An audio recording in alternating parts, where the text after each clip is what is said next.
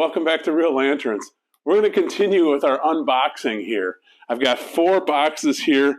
Obviously I ordered them, but I'm not entirely sure what's in each of these. And this one down here is a little sketch. We'll get to that guy at last. But let's just jump into these, see what we've got here. All right, this guy here, it's a little bit smaller, so I'm wondering what, it's not one of your big tubulars, but, oh, here. I always love how they use priority mail packaging, technically illegally, to pack this. Wow, that's all the packing that was in there? Literally, that's all the packaging that was in this lantern. But oh, let's take a look at this guy. Let's wow. All right, let's here. You might even want to get up a little bit close on this one here. It says the D&H Company. Here, number 39, Railroad. So is that what that says up there? Yeah, Railroad up on top there. So this is a railroad lantern. I'm gonna have to look up D&H Company. We'll obviously include that into the video here. But what's cool here is I'm gonna pop this open, but hopefully we can get a look at this. I didn't know this had this in here. Look at that globe. Safety first. You know, not etched. It's actually cast right into there. Safety first globe. Wow, beautiful, beautiful, beautiful. So this, I want to be careful with that globe for sure. So this is a CT ham, I believe. Let's take a look here, and yep, it's got the tab. We'll get some close-ups of this as well. Let's take a look at this D&H Company lantern here. The D&H Company. Now this is a CT ham number 39. You can see that up on the top here. Number 39. Railroad lantern. And this particular model of the C&H number 39 is the double guard. They actually had a single guard and a double guard. And if you also notice these double wires that go down the side here, giving a lot of stability. And then there were 2 different bottoms. There was the bell bottom type, and then there was also the wire bottom, or the WB marking there. You can't really tell, but there is some, the first part at least, of a patent date stamped into there. We're going to see if we can dig that up, but we believe that that's like a December 26, maybe 1893. But don't hold me to that. But here's something that's really cool with this lantern is it's got this little latch here, and then you get the bottom out by pulling that out. Here, I'm going to have to kind of use 2 hands here. Pull that out and then turn it, and that's where this fount comes out of the bottom there. You can see this fount. The burner itself is a brass burner, and there is a little bit of a crack in the brass burner, and this burner is very difficult to read, but it actually says the E. Miller Lamp Company. So E. Miller, or Edward Miller, was a company that was operated from 1866 up until Edward Miller's death in 1924. And oftentimes manufacturers would contract out this piece right here to somebody maybe that worked more in brass, like Edward Miller. They would contract this out, and then because it was cheaper for them to have that made as opposed to make the tooling for that as well. So this lantern right here, and then I just want to talk a little bit about the marking on here. So the D&H Company. The D&H Company, that's the Delaware and Hudson Company. The Delaware and Hudson Company actually started out as a canal company. They connected the Delaware and the Hudson rivers back as far back as 1821. This was pre-railroad. And then they started transitioning over to the railroad in the 1860s and 1870s, and then they operated as a railroad up until 1991. It was the longest and oldest surviving transportation company in the United States, lasting 168 years. So this particular lantern, there's a couple other things I want to point out. Notice these interesting loops up here. If you notice on the original picture that I have in the catalog from the 1800s for CT Ham, this is not an original bale. This is a bale that was added. This looks like one that may have came off of an Adlake lantern. The original bale just had the little loops right here. Okay, and then one other thing I've noticed on this lantern, let's pop the top open, maybe, is there is a beautiful safety first globe in here as well. So there you have it. This is a CT Ham, late 1890s railroad lantern, number 39, made for the D&H, the Delaware and Hudson Company. All right, next one here. What do we got here? This one came to us from Colorado. Let's see what we picked up in Colorado, in an auction in Colorado here. It's a little bit bigger one, so it could be a tubular. Again, love how people, this one, invoice and stuff like that. Much, much better packing job. Look at that. Packed in bubble wrapped and then packed in peanuts here. In fact, that other one, I am so glad that it survived, considering how well it was. Oh, wait a minute. Look at this. Look at this little guy. Oh, I remember this auction. This one's fun. This is fun. Look at this little guy. Got some skater lanterns here. Here we go. I'll set this guy over here. This is a, I don't even know what type. Probably a jewel or something like that. We're going to have to dig into these a little bit here. Oh, yeah. Here's another one. I remember this lantern auction. This is so fun. It's like getting a litter of puppies. And you get another one. Now, what's interesting about these skater lanterns, they call them skater lanterns because they would take them skating, but these were designed, when you're a little kid and you need to go out of the outhouse, or you'd have these as your night lights next to your bed. Remember, this was before they had electricity. Yeah, for sure. So these look very similar. In fact, these might be the same model here. Does it say anything on there? No. So, but there's, with those little guys, I'm guessing there's more in here. Yes. Let's take a look at this one here.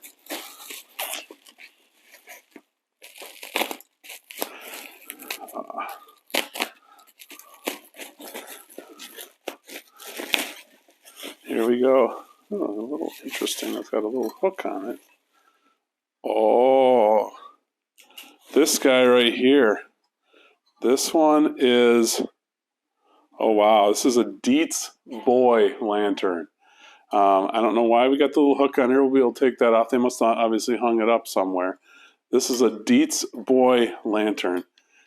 I don't know if you can get close up right down there. This is worth the price of an entry right here. What a unique little lantern. It says patent date on the back here. If I can read it, September 1976. That's not 1976. That's 1876. Boy, that'll polish up, or if you want to polish it up even. That's a beautiful, beautiful lantern there. Little guy. We got more. How many is in this litter? Another baby lantern. Little different. Definitely a little different. Came with its own chain here.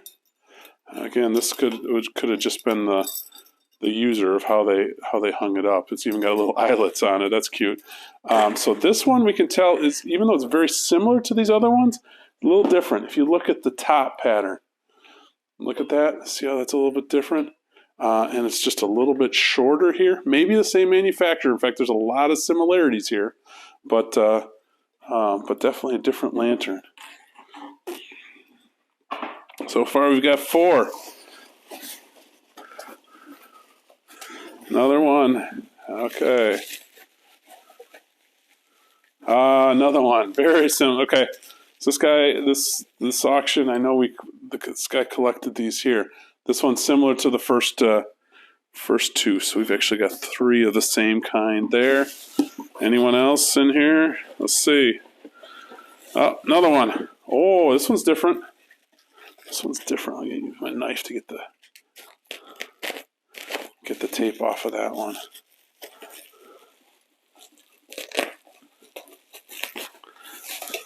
Okay, gotta be careful. This one's actually got a protective globe guard on here. So this one does have a make on the top. This is an Orion. And look at that neat swirl on there. Isn't that neat? Incredible. Now all of these lanterns, they actually unscrew. I want to be careful I don't bend that. They actually unscrew from the bottom like this. And notice there's threading right on the globe. And then you could take the burner out, and that's how you'd add the oil to the lanterns as well. So, all right, what do we at here? We've got 6. That was an Orion.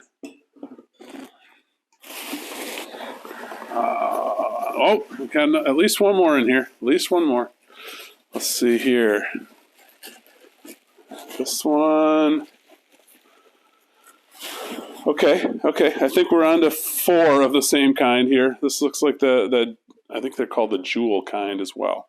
One thing I like about these, they do have a little slot here so that you don't have to unscrew them to light them with the match. You can actually open the slot and slide the match right in there. All right, anybody else in here? Wow, that's a lot in one box. I think we're just about, whoa. One more. What do we got here? Is it another one? Are we up to 5 of those? It is, yes. So we have a full collection of, this one's a little different though. It doesn't have the match opening, and it's got, interesting, it looks like it's like glued on the bottom, like they put an epoxy on there. Maybe it was leaking or something like that. Boy, you never know what they'll do, but what they'll do to keep their lanterns working. So it looks like we've got 1, 2, 3, 4, 5 of the same kind. The Orion here, this Dietz boy, this is definitely worth it here. And then this other a little bit more unique one with the open on the top there. Now, if we take a look at these skaters' lanterns, it was really cool back in the 1800s. People would go out on a date. They would dress up. Ladies would get new dresses, specifically a little bit shorter, so that they could go out skating. And they would take one of these skater lanterns with them. Now, here we've got 5 similar ones.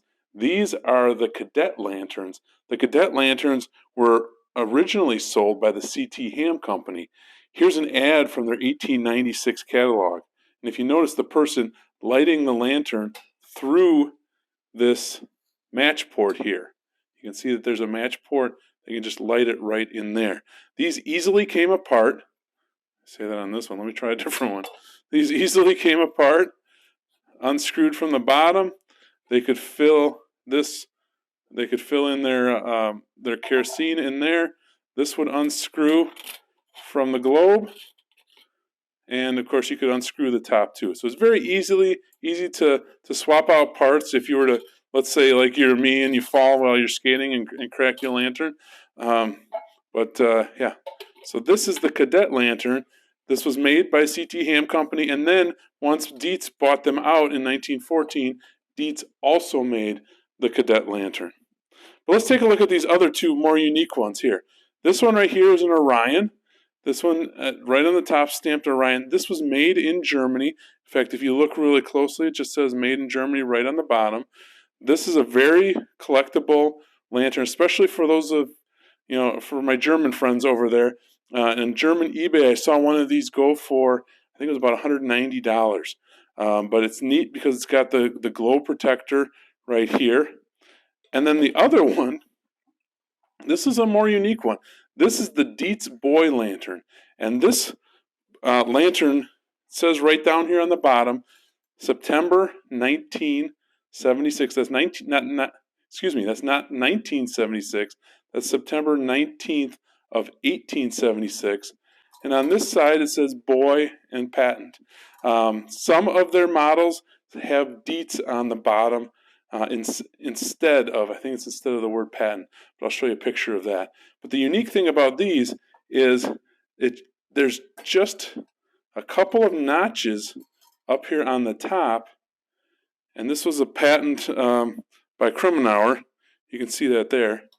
And then this would just come apart, and very easily the base would come apart as well. So this is the Dietz Boy Lantern. These I've seen go for anywhere from $100 to a pristine one, like in new old stock version, might go for about $500. All right, we got 2 more boxes to open. That one took longer than I thought. Let me move these guys off to the side here. What do you think we've got here? This one comes from us from Vincennes, Indiana.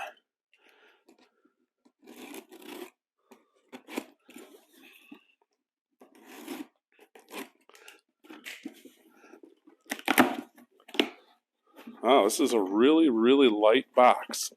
I don't know what is in here. Okay, there's the details. Sure, for sure. Oh, I forgot all about this guy.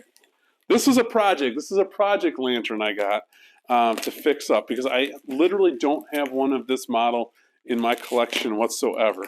So this is something I'm just praying that this was in good shape. I got it for a really, really good deal because, as you'll see, it doesn't have a glass globe, and it might need some other pieces to it too.